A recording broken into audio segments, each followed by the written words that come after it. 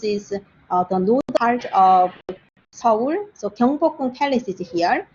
And then the mountains all the way behind the Gyeongbokgung Palace is Mount Inwang. So one day after the rain, when it becomes a little bit clearer, like clouds are moving fast, and then the mist is disappearing, he made this painting called After Rain at Mount Inwang, and it's one of his masterpieces. This one didn't have much color, but you can see the wetness of the air, right? Like things are very wet, and clouds are moving fast. Those kind of feelings. This is the photograph of the Mount Inwang behind the Gyeongbokgung Palace. So if you ever visit Seoul, you stand in that City Hall Plaza with the King Sejong statue. You look ahead to the big mountains, then you will be reminded of that Mount Inwang painted by Joseon. Not much changed. So I'm going to read this. Preeminent artist Joseon is credited as a father of true view landscape painting, and therefore with the Koreanization of Joseon painting. Paintings of native sites did exist in Korea prior to the 18th century. Yet, undeniably, it is in Joseon's splendid paintings of famous sites that the concept and style of true view painting reached its full potential. His numerous paintings of Mount Kumgang impressed the viewer with a grand scale of nature portrayed in painted imagery. They are breathtaking in how accurately and poignantly they convey the physical features and the emotional resonance of the majestic scenery.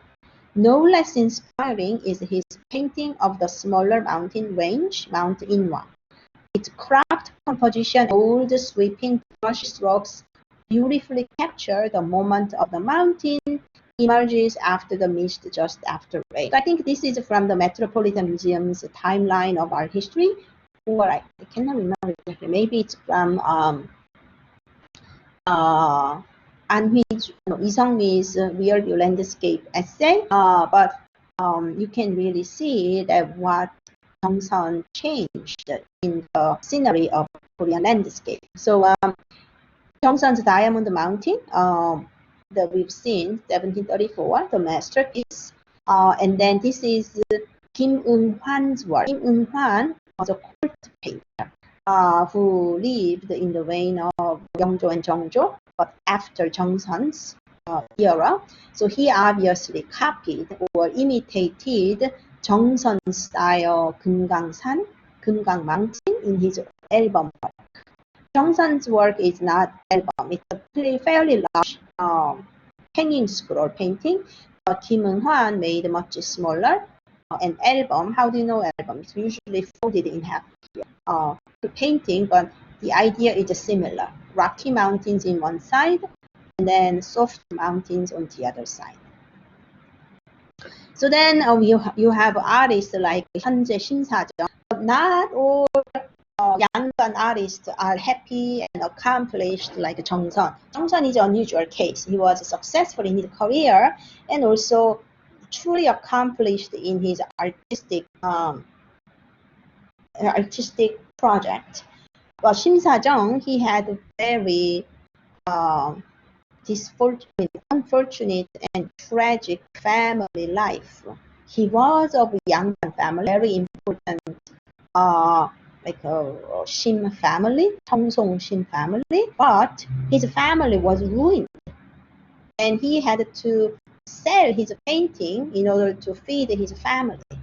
So grandfather was accused of treason. So it's related to those political factions. He may be accused, but he was in the political action. So this here is the crown prince, who would be Yeongjo. So he, his family cannot have a successful position during the long reign of Yeongjo.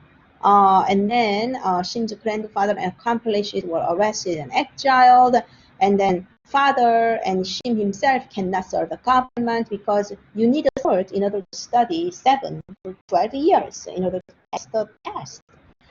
So he was miserable because he was forced to sell his paintings to support his family. Otherwise, there's no fortune left. His land was confiscated. So, as a member of noble class of Yangban, Shim had a humiliated and frustrated life. So this is important. He's not a professional painter. He had to trade his paintings for material goods. So it's not that my painting costs 200 gold coins. Not say outright, but he will paint something for somebody's birthday, and he will get some raise. Or he cannot pay for medical fees, his doctor, then he give his landscape painting as a present, right? Those kind of transactional terms.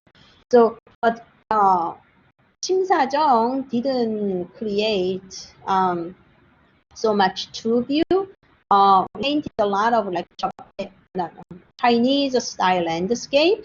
This one shows that Shim Sa-jung studied Chinese master named Huang Gongwang's trees, and then he reflected those Chinese masterpieces in his work.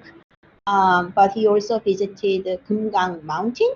So Manpokdong is a little famous site within Kumgangsan. There are this literally means that you have surrounded by 10,000 waterfalls. So he went there and painted this with Gyeongsan's style, a little bit colorful painting. But mainly he painted a lot of he mainly painted a lot of Chinese style landscape. And this is Gyeongsan's Gaesang Hwaedo, like a gathering of little people in the foreground. And then this is Shim Sa-jung's Songhakban Pokdo, like a gentleman looking at waterfall under the pine trees.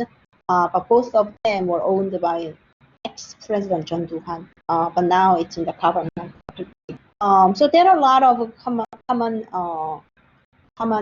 sentiments between Joseon and younger painters. So before I go into Kim Hong-do, I want to talk about Kang Se-hwang. So Kang Se-hwang, as you see here, it's a portraiture painted by somebody else. So Kang Se-hwang is an advisor and friend to court painters. So he was a teacher of Kim Hong-do.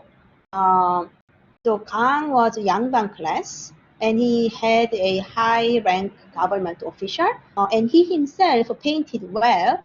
But Kim Hong-do, as a professional painter, he needed a mentor, somebody who can explain to him new ideas of painting. And Kang Se-hwang himself visited Beijing before, so Kang became a mentor for many other court artists. He was even a supervisor of those Royal Painting Academy. So this is what somebody painted for his 70th birthday.